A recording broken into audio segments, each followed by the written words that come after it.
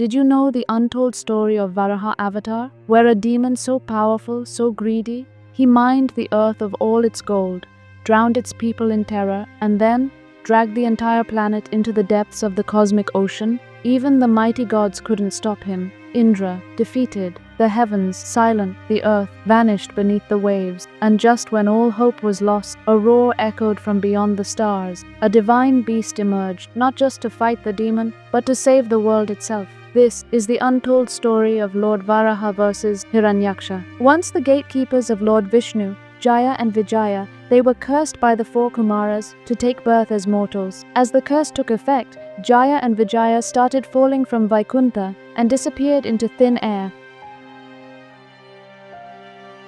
Among the ancient progenitors of creation was the great sage Kashyapa Prajapati, a father of devas, asuras, and humanity itself. He had many wives and many children, but one among them, Diti, remained barren. Year after year passed. Her heart ached with longing as she watched the other wives nurse divine children. Her womb was empty, but her desire was not.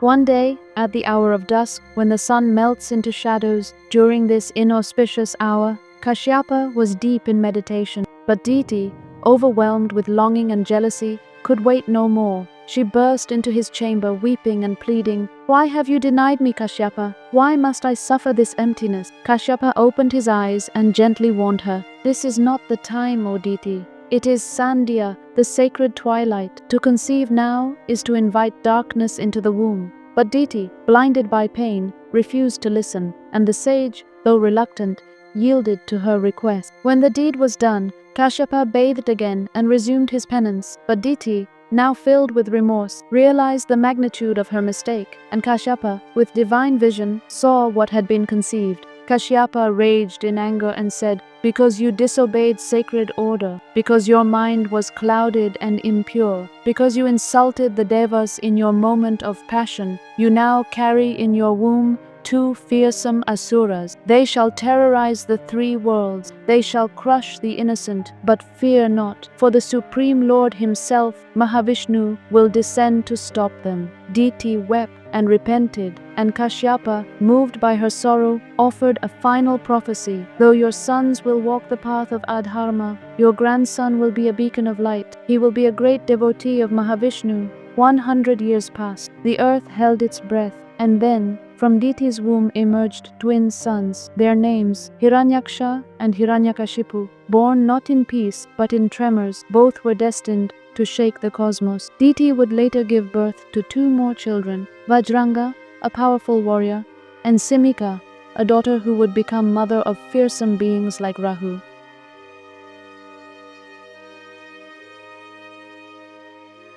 Hiranyaksha was no ordinary being. His strength surpassed that of armies. He could uproot mountains and throw them like pebbles. His laughter echoed through the forest, sending shivers through sages. But behind the strength burned a memory buried deep in his soul, a memory of falling from heaven, a forgotten vengeance. He didn't know it yet, but his destiny was to face the very Lord he once served. Hiranyaksha was a sincere devotee of Lord Brahma. For years he did intense penance to please Lord Brahma. Satisfied with his devotion one day, Lord Brahma appeared before him and told him to ask for a boon. Promptly, Hiranyaksha asked for immortality. "Make me immortal, O Lord." Brahma replied, "Everyone and everything that is born has to die eventually. Such is the law of this universe. Hence, I cannot offer you what you are asking for. Ask for something else, and I will give it to you." Hiranyaksha heard Lord Brahma's point and thought in his mind to play a trick. So he said, "O Lord, give me the boon that I will not be killed by the hand of God, human, asura, devta, or animal." To be sure, he also mentioned the names of the members of these classes. "Tathastu," said Lord Brahma, and disappeared.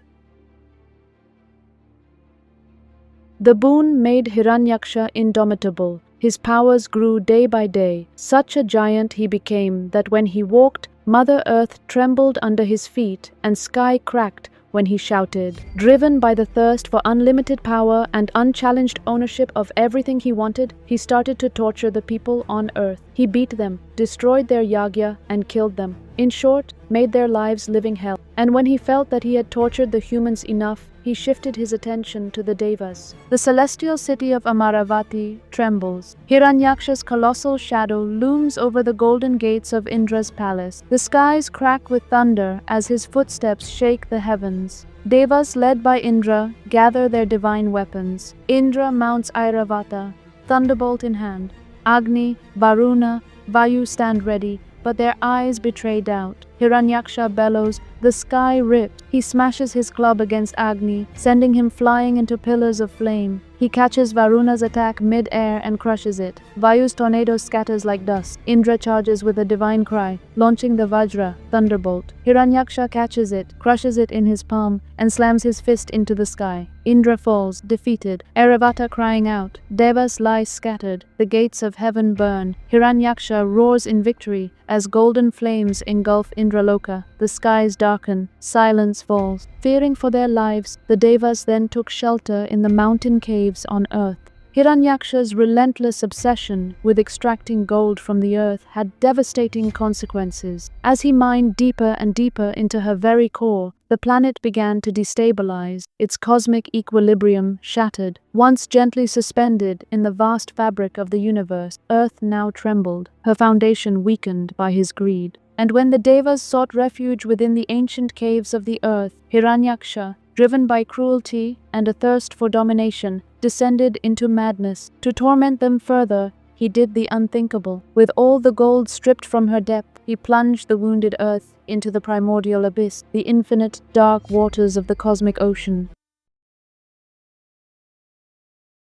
Witnessing the misery of Mother Earth, Lord Brahma became worried. He knew because of the boon he granted to Hiranyaksha, nobody would be able to stop him. Desperate, he sought Lord Vishnu's help, as he knew if anybody could stop Hiranyaksha, it was Lord Vishnu. Lord Vishnu answered his prayers, and from the nostrils of Lord Brahma appeared a tiny boar, Varaha in Sanskrit, the third avatar of Lord Vishnu. The boar then started to grow in size, and it did not stop until it was the size of a mountain. He took the form of a boar, because while mentioning the names of the animals, Hiranyaksha missed boar. Thus it became a loophole in the boon, and also the cause of his death.